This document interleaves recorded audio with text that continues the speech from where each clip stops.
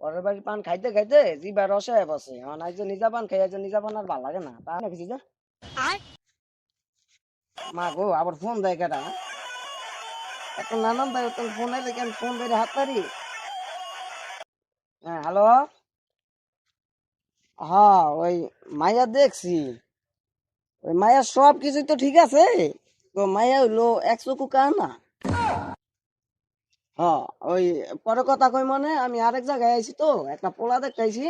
হ্যাঁ দেখে এসে ফোন দিব না আপনাকে। আচ্ছা ঠিক আছে।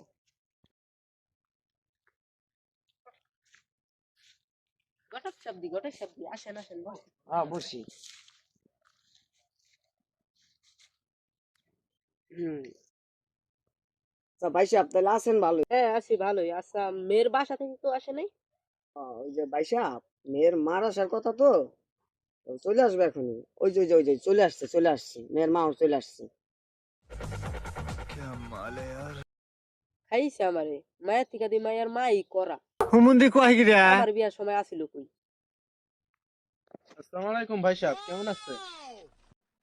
ওয়ালাইকুম সালাম। এতক্ষণ খারাপই আছিলাম, আপনার দেওয়ার পর ঠান্ডা লেগে গেছে। কি করেন ভাই সাহেব, তাহলে আরেকটা স্যারের ব্যবস্থা করেন। আরে চেন্নাই আপনি ওঠেন হ্যাঁ বইতে দেন।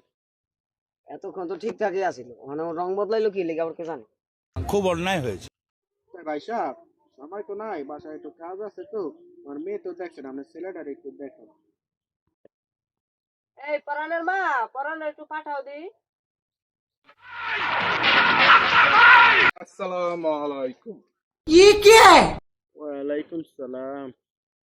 এইটা আবার কোন পরান? এই পরানের সাথে আমার মেয়ে বিয়া দিলে তো আমার মেয়ের এই পরান বাইরে যাইব। আচ্ছা ভাবি সাহেব ওই ছেলে তো দেখলেন, ছেলে কি পছন্দ হয়েছে?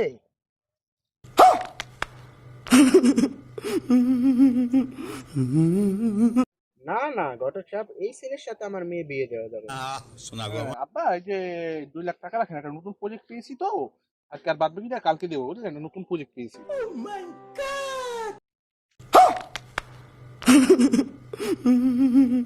ধরো মায়া কি বিয়া দেবো, মায়া আমার ছোড়ো, আর মা এই বিয়া করবে। কবুল কবুল কবুল।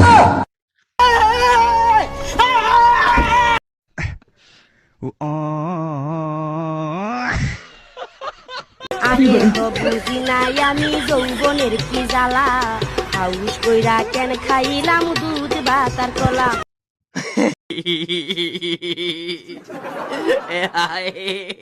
哎呀，妈逼，细灵啊！